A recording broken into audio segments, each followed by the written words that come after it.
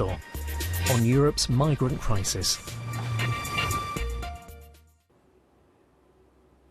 Tonight, the nations of Europe are confronting their biggest collective crisis of recent times, the mass migration of people from some of the world's most troubled regions.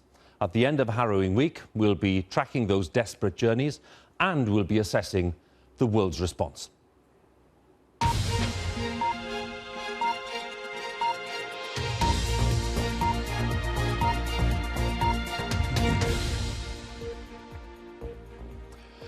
Good evening. The refugee crisis that has focused the world's attention this week has been several years in the making, driven by a destructive mix of conflict and violence in Syria, Iraq and Afghanistan, in Libya and other regions of North Africa. But it took one searing image earlier this week to produce an evident change in public opinion here in the UK and indeed around the world. The body of a little Syrian boy found on a beach in Turkey will forever be linked to this crisis, a crisis that is clearly going to be Europe's most important challenge for years to come. So in this BBC News special, with the help of our correspondents, we'll be tracking the journeys of those people who are on the move. Millions have fled the violence in Syria. We'll be talking to Jeremy Bowen in the port of Latakia. Another departure point for refugees is Libya. Quentin Somerville is in Tripoli for us. We have Emily Maitlis in Budapest, and we have Lucy Manning in Calais, where the French and British governments have so far failed to find a way forward. Before we track those journeys, here's our special correspondent Fergal Keane with his account of a fateful week for the refugees and indeed for Europe. From across the seas, along endless roads, from the east, from Africa. A story of departure, driven by desperation and by hope. We live in a great age of migration. They are refugees from war, or come fleeing poverty and oppression. To them, our Europe is the Europe of the rule of law, of work, of education. A promise for which they will risk everything. But it is the story of Syria's refugees which has this week forced the crisis to the forefront of the public imagination and political debate.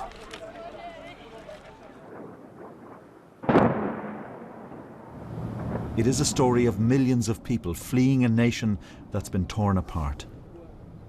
They've spilled across international borders. Now 4 million live outside their country.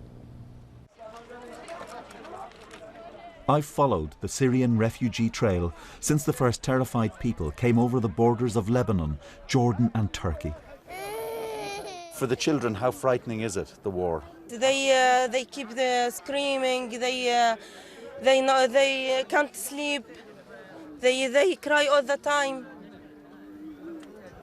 All day people are continuing to arrive here, some 3,000 in the last 24 hours, and we're told there are tens of thousands more waiting on the other side of the border.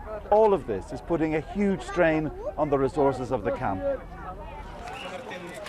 The refugees told me stories of death and suffering at the regime's hands.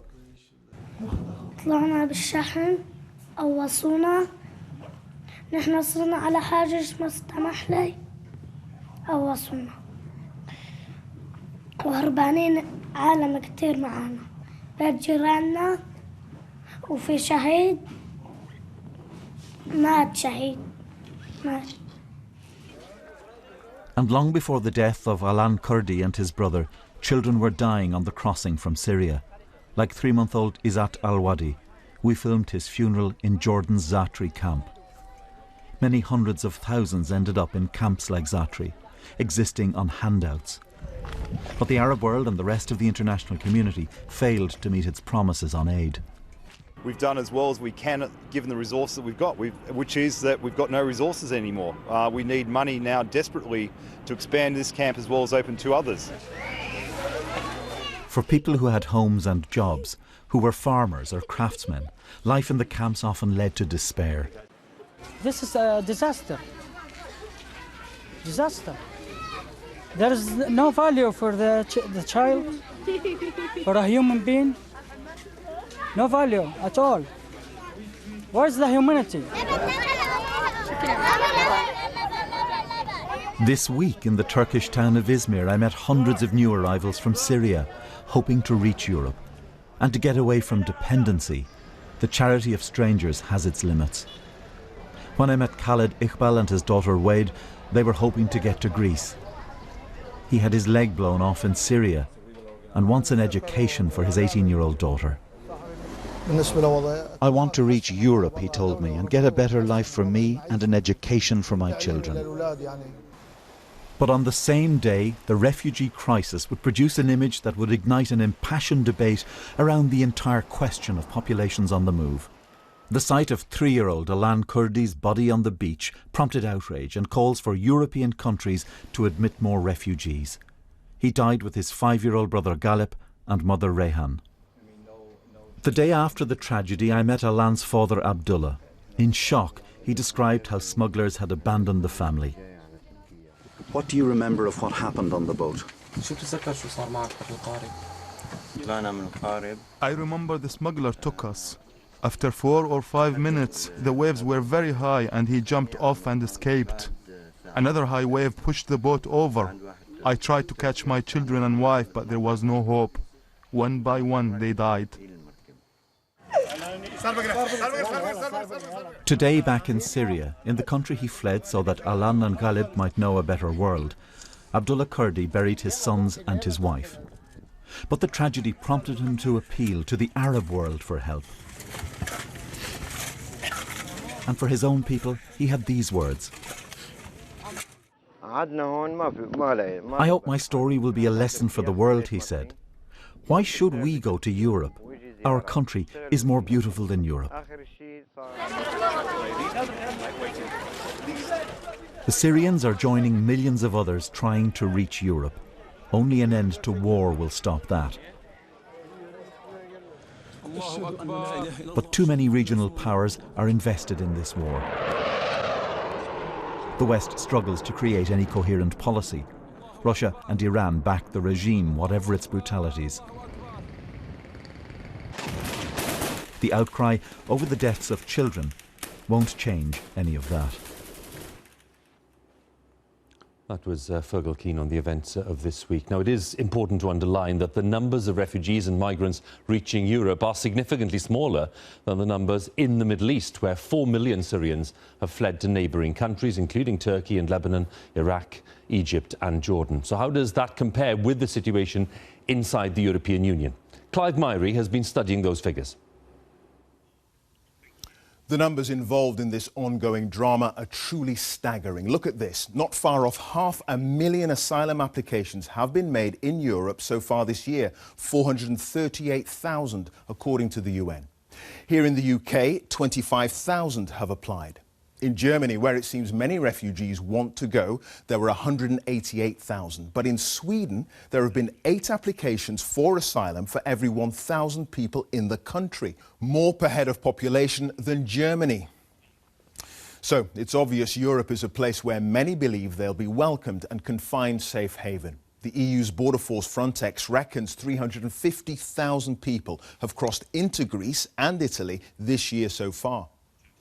Around 94,000 Syrians escaping the civil war there. 32,000 more have reached the EU from Afghanistan. Add to that another 26,000 from Eritrea, escaping a repressive dictatorship.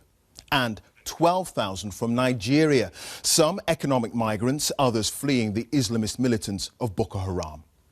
And how are all these people getting to Europe? Well, there are 3 main routes. Through the central Mediterranean, just over 91,000 so far this year got in that way. A little more than 102,000 used the path through the Western Balkans up through Hungary, which has of course been in the news most recently. Interestingly, some of those taking this route are Europeans, economic migrants, mainly Albanians and others from the former Yugoslavia. Then there's the eastern Mediterranean route from Turkey used by the Kurdi family, resulting in the deaths of Aylan, who was 3, and his brother. Their bodies washed up on a beach this week. But Europe's challenge in dealing with the current migration crisis is dwarfed by that of Syria's neighbours. Remember, 4 million people have fled the war. The overwhelming majority are in refugee camps in places like Lebanon and Turkey. Clive Myrie there. So this evening we're going to chart the journeys of hundreds of thousands of desperate people making their way to different parts of Europe. And we'll start in Syria. That is where the conflict is still displacing people by the day, added to the millions who've already fled. It's thought that 2 million Syrians have crossed into neighbouring Turkey. We'll then go to Libya, where people traffickers are busy sending refugees across the Mediterranean from troubled Eritrea and Somalia and Nigeria. Thousands, of course, have made it to the Greek island of Kos, but many have drowned on the way. And from there, we'll move to Central Europe, to Hungary and beyond, a favoured route of so many who have one ideal destination in mind, and that is Germany, where they are expecting to take 800,000 refugees this year, far more than any other European country. Others, of course, have made it to France, to northern France, and to the port of Calais, from where they hope to reach the United Kingdom. And today, there's been a shift in the British government's position on taking more refugees. We'll have the latest on that. So let's start then with this journey in the country that is engulfed in violence, that's Syria, where so many of the refugees have come from. Our Middle East editor, Jeremy Bowen, is in the port of Latakia tonight.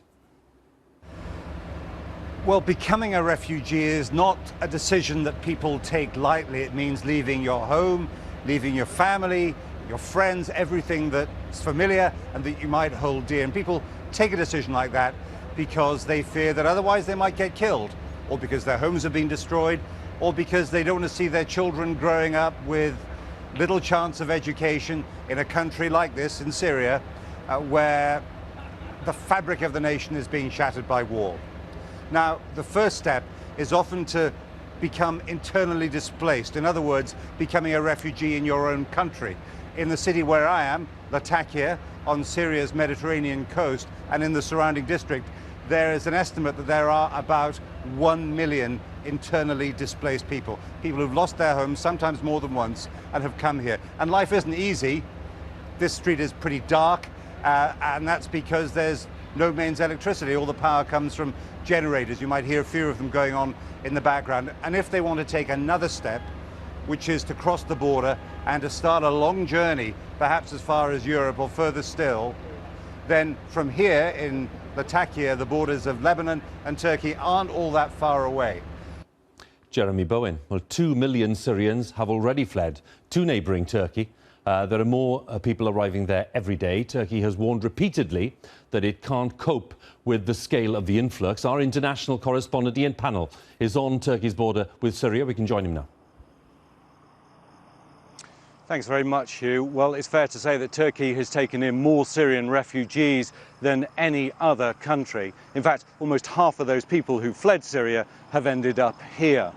Many of them are living in makeshift camps in rudimentary conditions. We've watched people over the years clamber over borders to safety, desperate to get away from the fighting.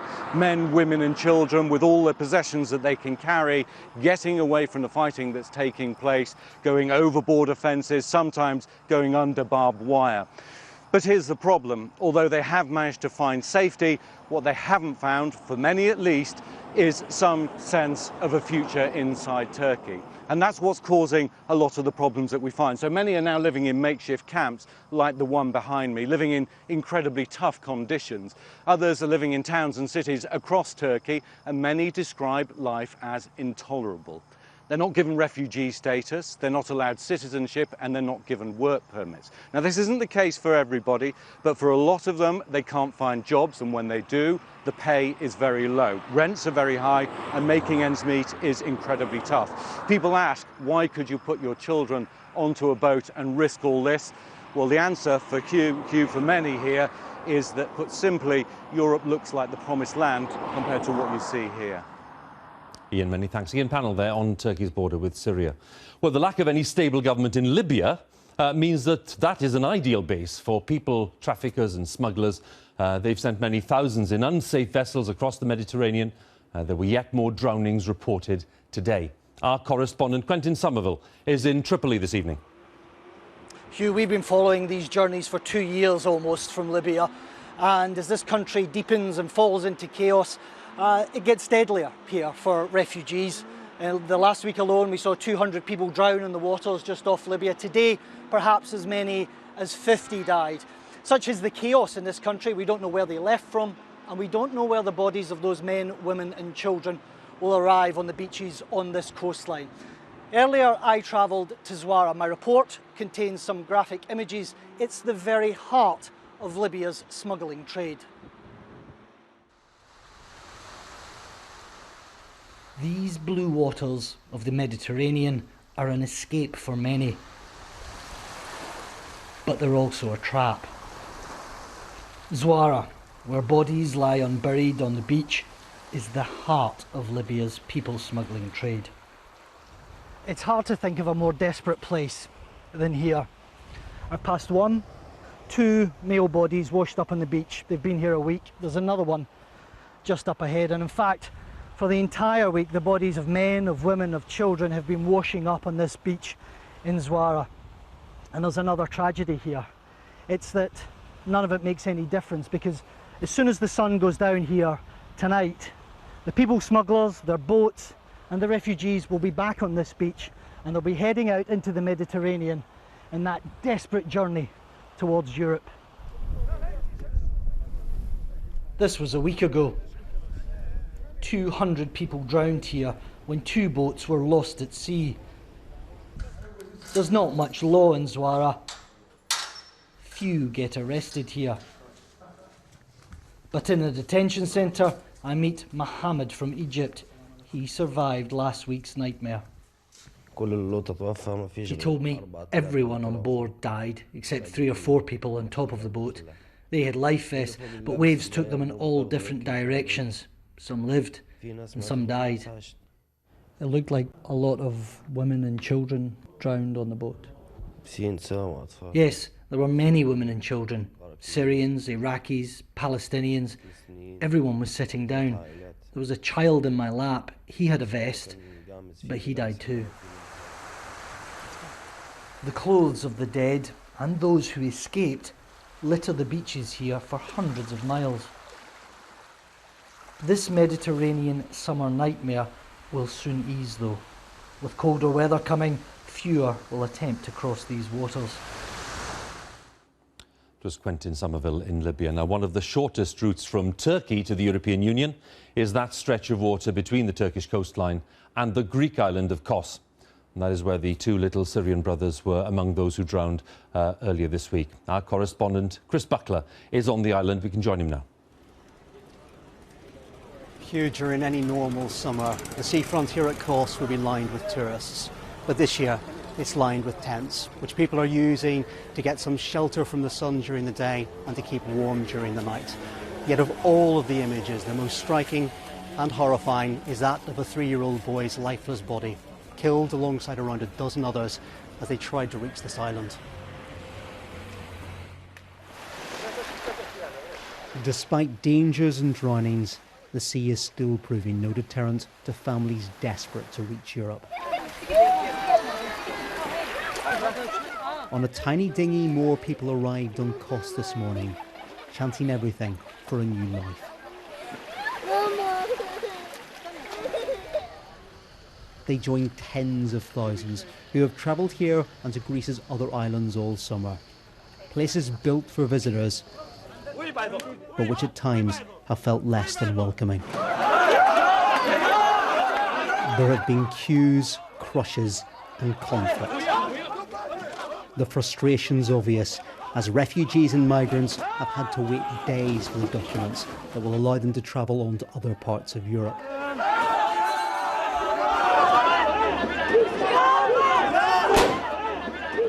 To tackle tension, tear gas has been used more than once.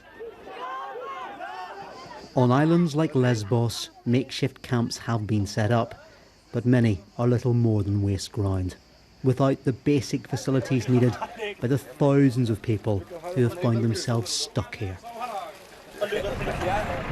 To try to ease the pressure, the Greek government has been using a cruise liner to ferry refugees to Athens. And you can see the relief when they reach this stage of their journey into Europe.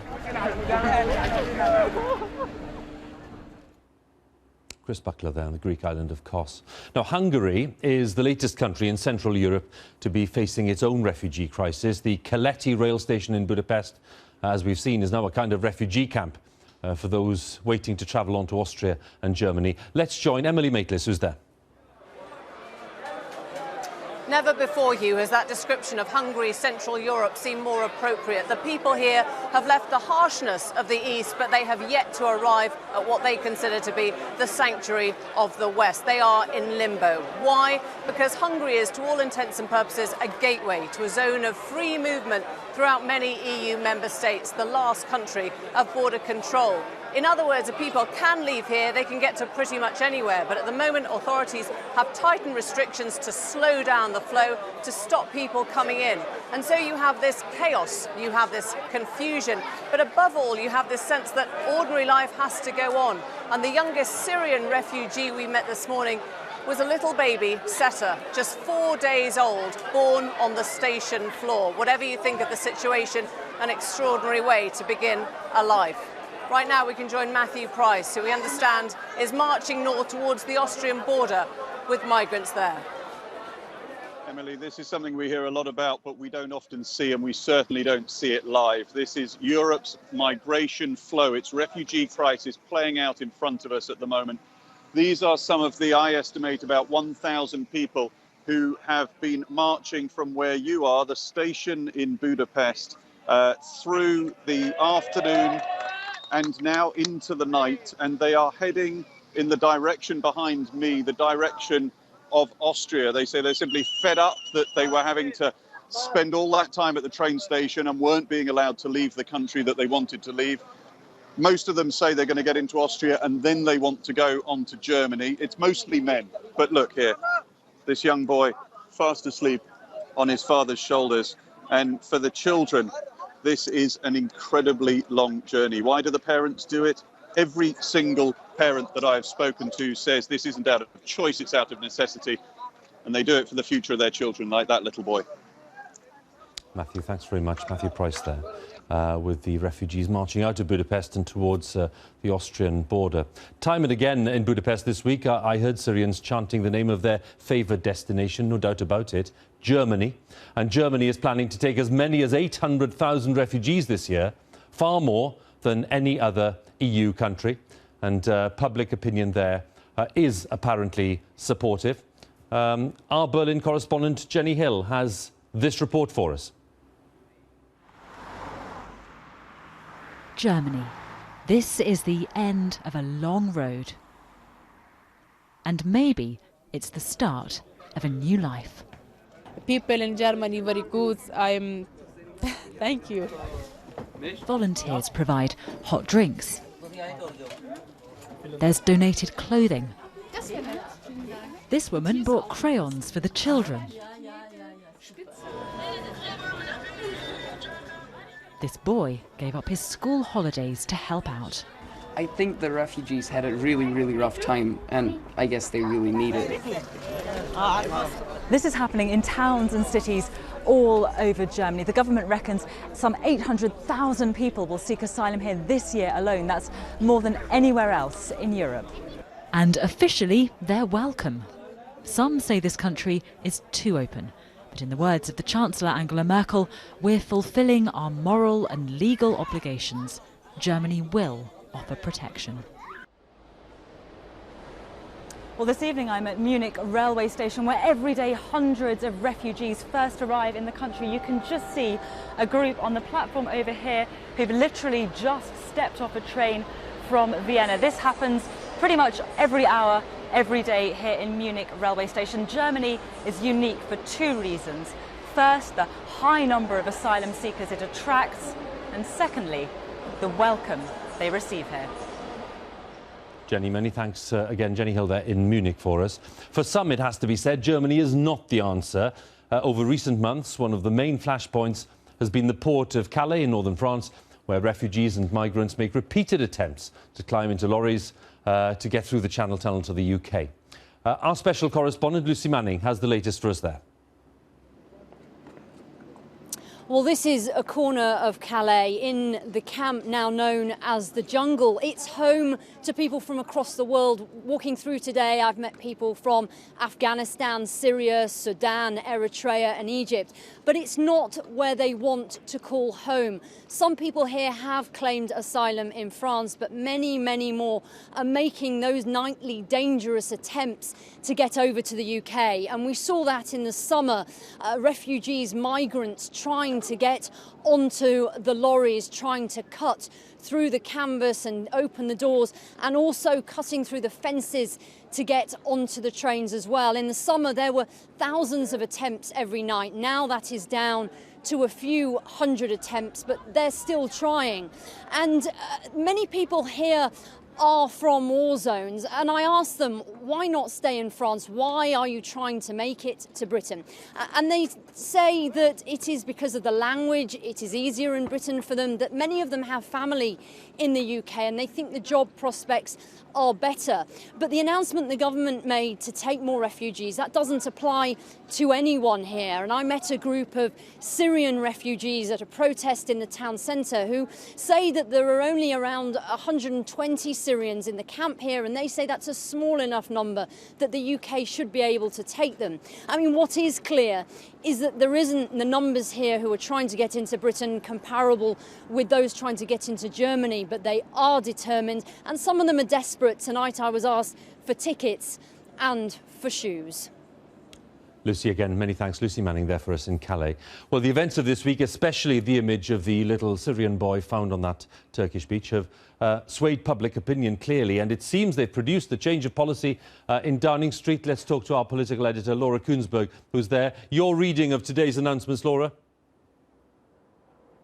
Well, Hugh, David Cameron really did have to be pushed into taking more action. This was not Downing Street's plan, and as recently ago as 36 hours, promising that the UK will take thousands more refugees directly from the borders of Syria now.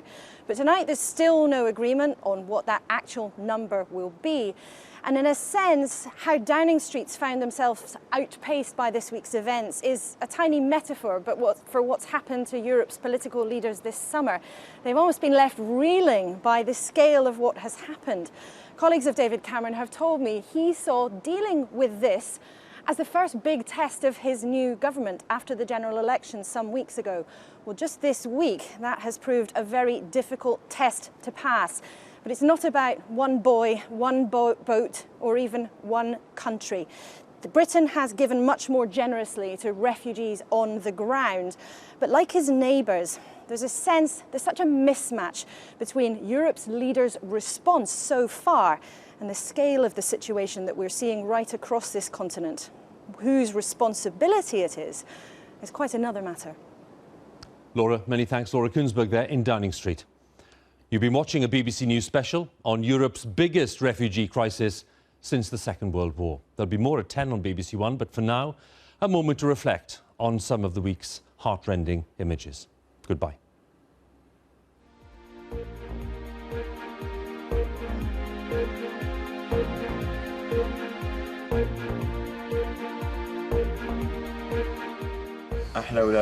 My children were the most beautiful in the world. Is there anybody for whom their child is not the most precious thing?